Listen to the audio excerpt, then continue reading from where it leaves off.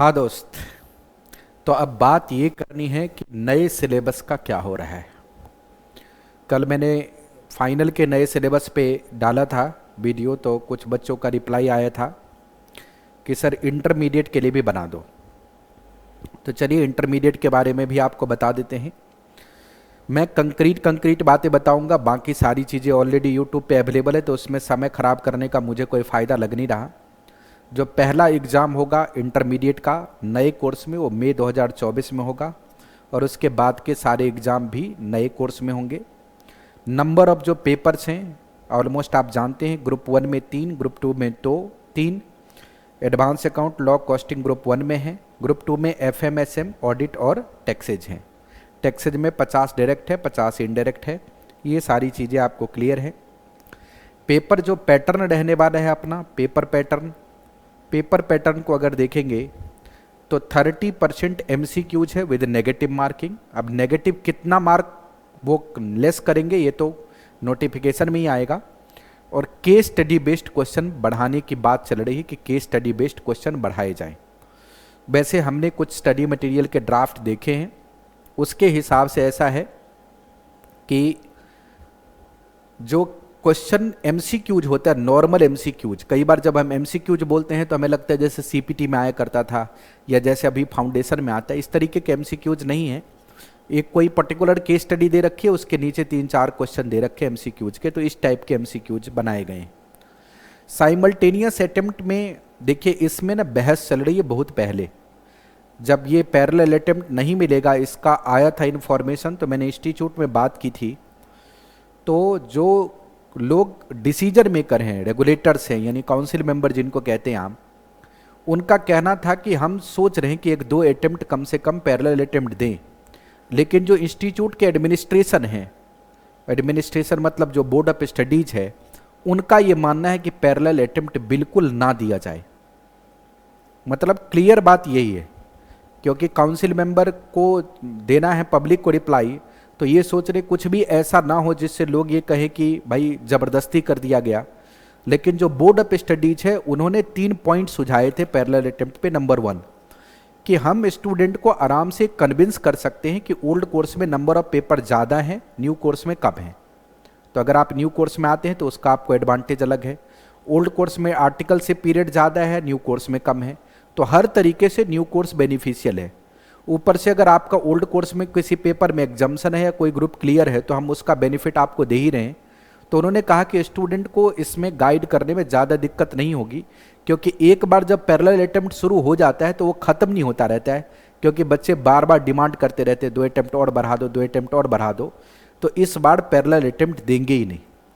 तो ये बात चर्चा में जरूर है कि पैरेलल अटेम्प्ट नहीं मिलना चाहिए।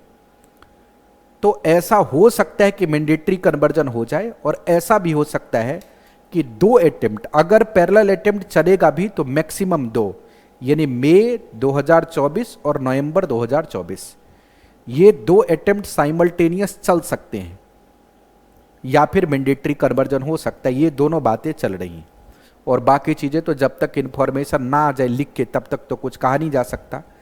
करेंटली जो एग्ज़ाम है, ये बात मैंने देखा ज़्यादातर चर्चा में नहीं है, करेंटली एग्ज़ाम ईयर में 2 बार कंडक्ट किए जाएंगे, लेकिन इंस्टीट्यूट के पास में ये अप्रूवल है मिनिस्ट्री से कि वो 3 बार भी एग्ज़ाम कंडक्ट कर सकती है। तो जब इंस्टीट्यूट के पास ये इंफ्रास्ट्रक्चर हो जाएगा तो आपका एग्ज़ाम साल में 3 बार होगा, यानी हर 4 महीने के बाद पेपर हो सकता है। अभी रिसेंट तो मुझे नहीं लग रहा है 1-2 साल में कि 3 बार पेपर हो पाएगा, लेकिन हो सकता है कि बाद में चल करके पेपर 3 बार हों, जब इंस्टीट्यूट के पास प्रॉपर इंफ्रास्ट्रक्चर हो जाए, क्योंकि अप्रूवल उनके पास 2 बार और 3 बार दोनों कराने के हैं।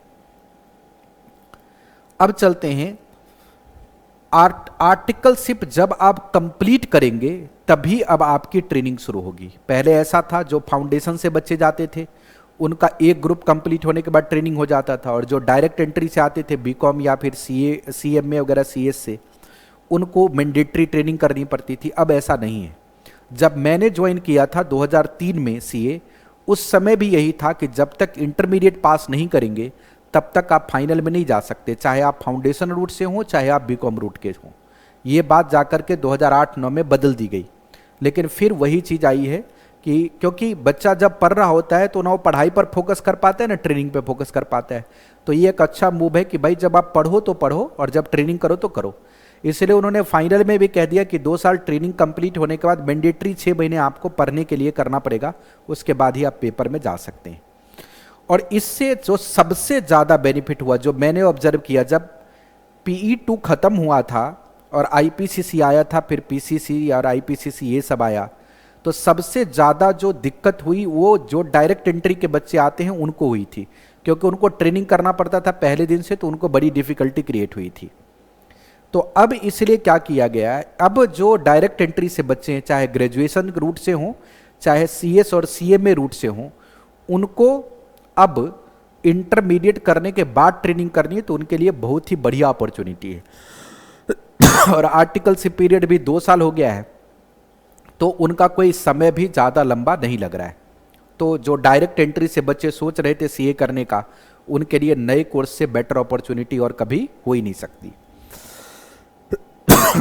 अब जो स्टूडेंट्स बोथ ग्रुप क्लियर करना चाहते हैं, अगर वो प्रॉपर प्लानिंग के साथ अभी काम करेंगे तो इंटरमीडिएट करना उनके लिए बेहद आसान हो गया, क्योंकि अब 3-3 पेपर का ग्रुप है, 3 ग्रुप 1, 3 ग्रुप 2, ये आराम से मैनेजेबल है। अगर 8-10 महीने में कोई भी स्टूडेंट अच्छे से प्लानिंग करे और प्रॉपर कोचिंग के सपोर्ट से चले। कई बार ऐसा होता है कि हम YouTube पे या अलग अलग जगह देख करके कोचिंग ले लेते हैं और बाद में, मेरे पास भी कई बार बच्चे आते, सर हमने यहाँ तो ले लिया, अब मैं क्या करूँ। तो लेने के बाद आपका पैसा भी लग गया, टाइम भी खराब हो गया, तो फिर उसका कुछ आउटकम नहीं आता। तो अगर आप प्रॉपर प्लानिंग के साथ काम करेंगे, जैसे जो ग्रेजुएशन रूट के बच्चे हैं, अगर वो अभी जैसे न्यू कोर्स आता है और इमीडिएट शुरू कर देते हैं प्रिपरेशन, वो आराम से May 24 में बोथ ग्रुप एग्जाम क्लियर कर लेंगे। लेकिन वही है कि आपको सोच समझ के हर काम करना चाहिए, सिर्फ मतलब यूट्यूब के प्रचार से और इधर उधर से कोई भी काम नहीं करना चाहिए। अब मैं चूंकि एडवांस अकाउंट पढ़ाता हूं, तो मैं थोड़ी एडवांस अकाउंट की बात तो करूंगा, ये इतना तो मेरा हक बनता है। एडवांस्ड अकाउंट का क्या है? एडवांस्ड अकाउंटिंग, अब पहले क्या था, इंटरमीडिएट में 2 पेपर थे, एक अकाउंट के और एक एडवांस्ड अकाउंट के, अब दोनों जोड़ के एक बन गए। तो इसमें भी थोड़ी सी लोगों के अंदर ना गलतफहमियां हैं, सब कह रहे दोनों जोड़ दिया, ऐसा नहीं हुआ है। थोड़ा सा आप समझ लीजिए, बहुत सारे अकाउंटिंग स्टैंडर्ड ना भी ग्रुप 1 में थे, ना ग्रुप 2 में थे, ना इवन फाइनल में भी नहीं थे, मतलब OAS पढ़ने ही नहीं थे, सिर्फ इंडेस में उनको कवर कर लिया था।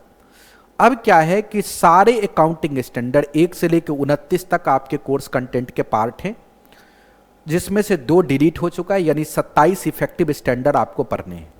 इन इफेक्टिव स्टैंडर्ड्स में 4 बड़े चैप्टर भी कवर होते, कैश फ्लो के, अमालगमेशंस के, इन्वेस्टमेंट के और कंसोलिडेशन के। ये बड़े चैप्टर्स हैं जो अकाउंटिंग स्टैंडर्ड के थ्रू ही डिराइव होते, उसी के थ्रू चलते। मैंने एक जगह ड्राफ्ट स्टडी मटेरियल देखी 2-3 स्टैंडर्ड्स की, कंस्ट्रक्शन कॉन्ट्रैक्ट, और उसके हिसाब से तो मुझे ऐसा लगता है कि सिर्फ अकाउंटिंग स्टैंडर्ड पे इंस्टीट्यूट 1000 से ज़्यादा पेज का मटेरियल इशू करेगी, 1000 पेजेस से ज़्यादा।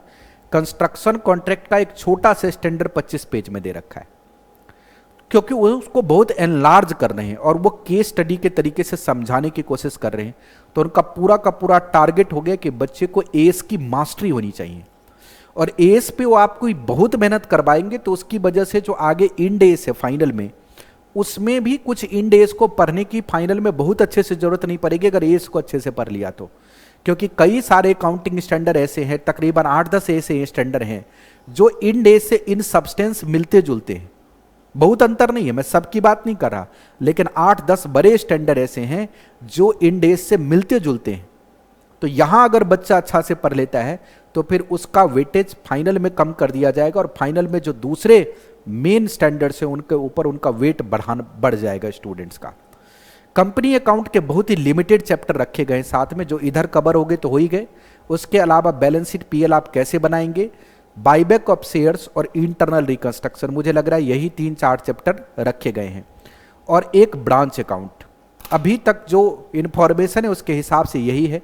ऐसा हो सकता है कि पार्टनरशिप अकाउंट को दोबारा ऐड कर दिया जाए, क्योंकि वो बहुत ज़्यादा है। फाउंडेशन में अगर उतना ज़्यादा पार्टनरशिप डलेगा तो क्या फाउंडेशन के बच्चे इतना बर्दाश्त कर पाएंगे, तो उसकी पॉसिबिलिटी हो सकती, क्योंकि इसके लिए मिनिस्ट्री से अप्रूवल नहीं लेना पड़ता है कि कौन से टॉपिक कहाँ पे डालने हैं, ये काउंसिल का अपना डिसीजन है। तो हो सकता है कि वो पार्टनरशिप भी एडवांस अकाउंट में लेके आए। मैंने जब इस पूरे सिलेबस की एनालिसिस की तो मुझे ऐसा लगा कि ये जो अभी एडवांस्ड अकाउंट का इंटरमीडिएट का सिलेबस है, ये ऑलमोस्ट वैसा ही सिलेबस है जो 2017 में जब कोर्स बदला था उससे पहले जो सीए फाइनल का सिलेबस था। इवन वो कोर्स 2020-21 तक चला है, कोविड की वजह से काफी लंबा खिंच गया था वो, तो उसी टाइप का मिलता जुलता कोर्स है, लेकिन अकाउंटिंग स्टैंडर्ड उससे भी ज्यादा एनलार्ज्ड है। अब हम आगे बढ़ जाते हैं। हम अपनी क्लास जो स्टार्ट कर रहे हैं, जस्ट फॉर इंफॉर्मेशन है, मई 2024 के लिए एडवांस अकाउंट की क्लास मेरी 11 जुलाई से ही शुरू होगी। बाकी ग्रुप 1 के अपने यहाँ सारे पेपर अगस्त में स्टार्ट हो जाएंगे आफ्टर फाउंडेशन रिजल्ट। आप बोलेंगे एडवांस अकाउंट पहले से क्यों? क्योंकि बहुत सारे बच्चे को मैंने रोक रखा था कि नए कोर्स आने दो तभी हम क्लास शुरू करेंगे। तो एडवांस का कोर्स, हम जैसे कोर्स का ऑफिशियल नोटिफिकेशन आ जाता है और थोड़ी बहुत स्टडी मटेरियल रिलीज हो जाती है, उसका हम क्लास शुरू कर देंगे।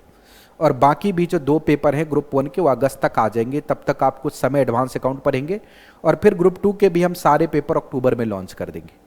मतलब अगर आप सीए इंटरमीडिएट में फेस टू फेस कोचिंग लेना चाहते हैं लक्ष्मी नगर में, दिल्ली में आके, तो आपके पास सीए इंटरमीडिएट की हमने पूरी तैयारी कर दी है, फेस टू फेस की भी। जो स्टूडेंट अदरवाइज नहीं आ सकते, क्योंकि मैं तो ये कहता हूं कि फेस टू फेस आओ, उसमें आपको जज करना, डिसिप्लिन बनाना मेरे लिए बहुत आसान होता है।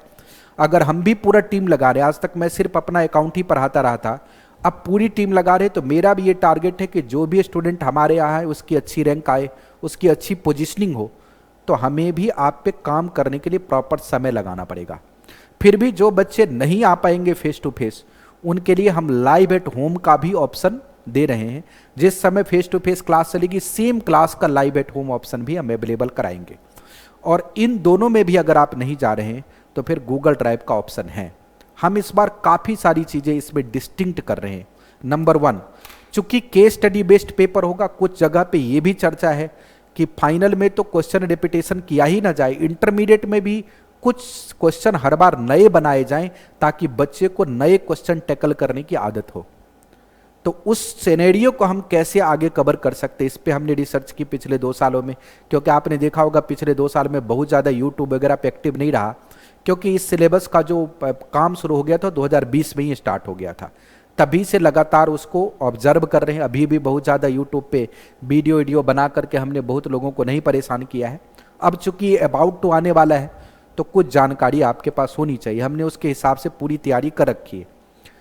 तो कैसे करके आपको नए सिचुएशन को टैकल करने लायक हम बनाएंगे, उसके लिए हमें समय चाहिए होगा आपके ऊपर काम करने के लिए। रिवीजन क्लासेज हम आपको लर्निंग मीडिया सपोर्ट के थ्रू देंगे, एलएमएस सपोर्ट के थ्रू, जिसके अंदर आपको सारे रिवीजन के वीडियोज एग्जाम के दिन तक हम आपको कैसे अच्छा करवा सकें वो है। उसके अलावा जो स्टडी मटेरियल है, टेस्ट पेपर है, इन सब चीज़ों को करना पड़ता है एग्जाम में अच्छे से क्वालिफाई करने के लिए। लास्ट पॉइंट और बट नॉट द लीस्ट, मैं सिर्फ आपको एक चीज़ शेयर करूंगा कि जो नया सीए का सिलेबस लॉन्च हो रहा है, आप जो यूट्यूब पे है वो आप देखिए, उससे मुझे दिक्कत नहीं है। लेकिन अगर आपको इसकी कंक्रीट जानकारी चाहिए तो कभी आईसीआई प्रेसिडेंट या बोर्ड ऑफ स्टडीज के लोग जो बोलते हैं उनको देखिए। वो ये कह रहे हैं कि हम इंटरनेशनल तरीके से उसको कंडक्ट करेंगे और बच्चों के अंदर क्वालिटी लाने की कोशिश करेंगे। तो जो नया सिलेबस आ रहा है सीए का और जो पुराना सिलेबस चल रहा था, इन दोनों में कंपैरिजन बिल्कुल ना करना। और जाते जाते एक चीज़ आपको बोल दूं, आप सबने यूट्यूब की आज दुनिया है, सबके पास सारी इन्फॉर्मेशन आ जाती है। आपने देखा होगा मई 2023 के एग्जाम में फाइनल और इंटरमीडिएट दोनों जगह कुछ पेपरों में बच्चे बहुत परेशान हुए, फाइनल में ज़्यादा परेशान हुए, इंटर में थोड़ा कम, क्योंकि उनको लगा जो उनकी एक्सपेक्टेशन थी उससे क्वेश्चन नहीं आया। पुराने क्वेश्चन कई जगह रिपीट नहीं हुए, कुछ जगहों पे क्वेश्चन को रीस्ट्रक्चर कर दिया गया। तो बहुत सारे आपको कमेंट्री मिल जाएंगे कि पेपर ऐसा आया है तो रिजल्ट अच्छा आ जाएगा, मार्किंग लिबरल होगी। मेरी ऑब्जर्वेशन और मेरी इंफॉर्मेशन नॉलेज ये कहती है कि ये नए कोर्स का ट्रेलर था जो इस बार ओल्ड कोर्स में मई 2023 में दिखाया गया है। आप इसको अगर नए आने वाले कोर्स का ट्रेलर समझ सकते हैं, झलक समझ सकते हैं, तो आपको ये पता लगेगा कि इंस्टीट्यूट आगे सीए फाउंडेशन से लेकर फाइनल तक क्वालिटी को किस तरीके से आपके अंदर एम्बेड करना चाहती है। अगर आपको इस वीडियो में चीज़ें अच्छी लगी हो, आपकी इनपुट्स जो इनपुट्स मैंने दिया है वो आपके काम का हो, तो वीडियो को लाइक ज़रूर करना। कोई अगर आपको कमेंट्स लिखना हो तो ज़रूर लिखना, और वीडियो को शेयर ज़रूर कर देना। चैनल पे नए हैं तो सब्सक्राइब भी कर देना। बहुत बहुत धन्यवाद।